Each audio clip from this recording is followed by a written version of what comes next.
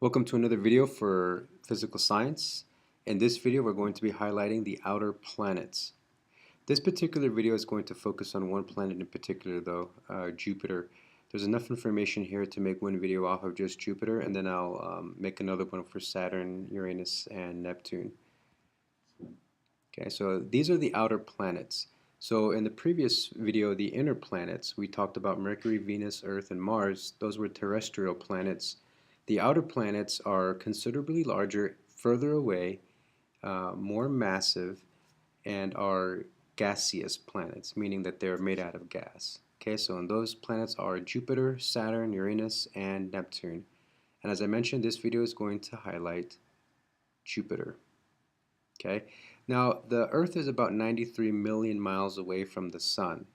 Okay, now when you consider the distance of the outer planets with the first one, Jupiter, okay, so 93 million miles away, well, Jupiter is 484 million miles away. So it is quite a bit a ways away compared to the Earth or Mars or any other inner solar system planet.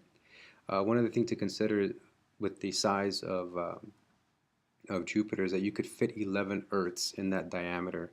It's so massive, it has such a strong gravitational pull that it actually kind of functions as a shield in our solar system because Jupiter's mass actually deflects a lot of dangerous debris that's floating around space, and it keeps them from coming anywhere near planet Earth.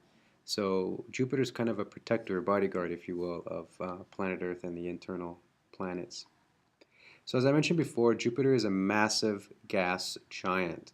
It is comprised mainly of hydrogen and helium, about 90% so, and then you have other trace compounds like water, methane, and ammonia. So it's mainly a gas. That's all you're looking at right there is just gas. Okay, compare that to your terrestrial planets of the inner core, which have an iron core and actually have a surface and whatnot.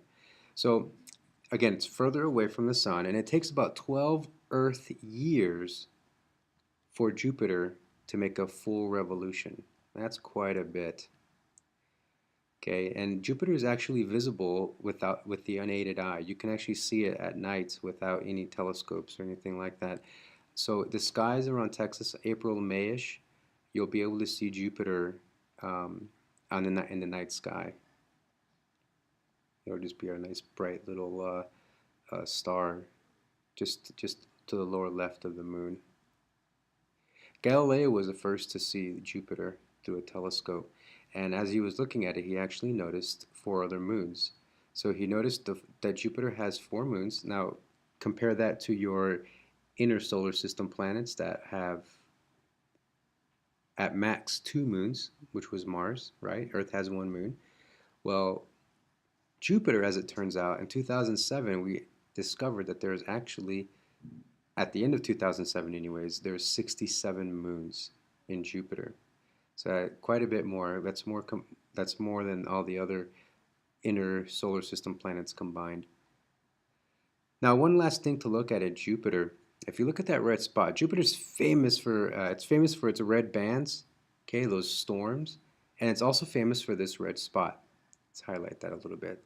This red spot is a massive, massive storm that's bigger than Earth itself. It was spotted in 1830.